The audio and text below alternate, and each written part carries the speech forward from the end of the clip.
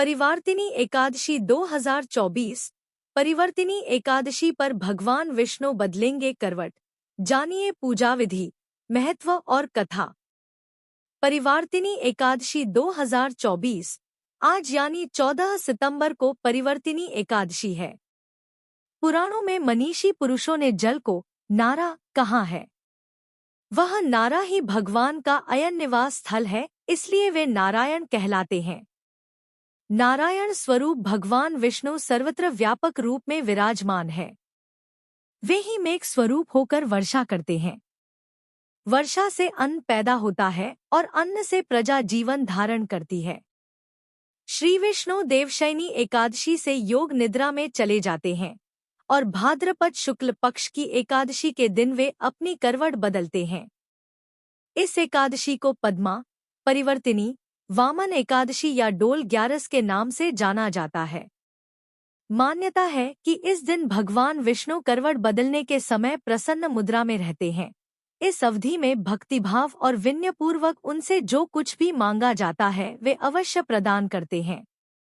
यह भी माना जाता है कि इस दिन माता यशोदा ने जलाशय पर जाकर श्री कृष्ण के वस्त्र धोए थे, इसी कारण इसे जलझूलनी एकादशी भी कहा जाता है।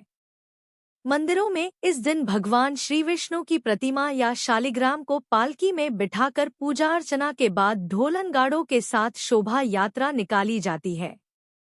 विज्ञापन। एकादशी पूजा विधि। शास्त्रों के अनुसार पद्मा एकादशी के दिन प्रातः स्नान आदि से निवृत्त होकर भगवान विष्णु के वामन अवतार को ध्यान करते हुए उन्हें पंचामृत से स्नान करवाएं।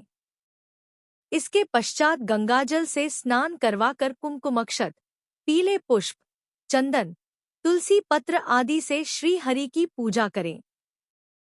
वामन भगवान की कथा का श्रवण या वाचन करने के बाद दीपक से आरती उतारें एवं प्रसाद सभी में वितरित करें। पुण्य फलों की प्राप्ति के लिए भगवान विष्णु के मंत्र ओ नमो भगवते वासुदेवाय का यथासंभव तुलसी की माला से जाप करें। शाम के समय भगवान विष्णु के मंदिर अथवा उनकी मूर्ति के समक्ष भजन कीर्तन करना शुभ माना गया है। पद्मा एकादशी का महत्व। इस एकादशी पर भगवान विष्णु सहित देवी लक्ष्मी की पूजा करने से जीवन में धन और सुख समृद्धि की प्राप्ति तो होती ही है, परलोक में भी इस एकादशी के पुण्य से उत्तम स्थान मिलता है। पद्मा एकादशी के विषय में शास्त्र कहता है कि इस दिन छाता, जूते, चावल, दही, जल से भरा कलश एवं चांदी का दान करना उत्तम फलदायी होता है। जो लोग किसी कारणवश पद्मा एकादशी का व्रत नहीं कर पाते हैं, उन्हें पद्मा एकादशी के दिन भगवान विष्णु के विभिन्न अवतारों की कथा का पाठ करना चाहिए। विष्णु सहस्रनाम एवं रामायण का पाठ करना भी इस दिन उत्तम फलदायी माना गया है। ये मिलता है फल।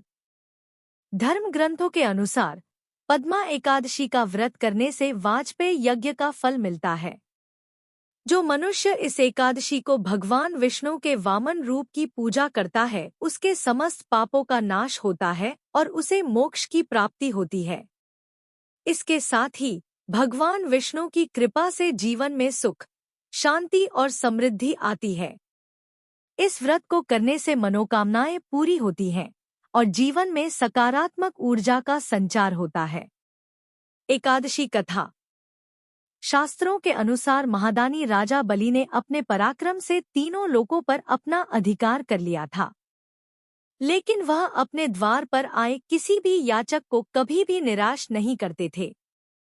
एक बार भगवान विष्णु ने राजा बलि की परीक्षा ली।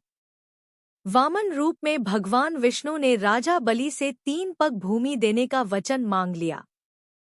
भगवान विष्णु ने 2 पग में समस्त लोकों को नाप लिया। जब तीसरे पग के लिए कुछ नहीं बचा तो राजा बलि ने अपना वचन पूरा करने के लिए अपना सिर वामन ब्राह्मण के पैर के नीचे रख दिया। भगवान राजा बलि की इस भावना से बेहद प्रसन्न हुए और उन्हें पाताल लोक का राजा बना दिया।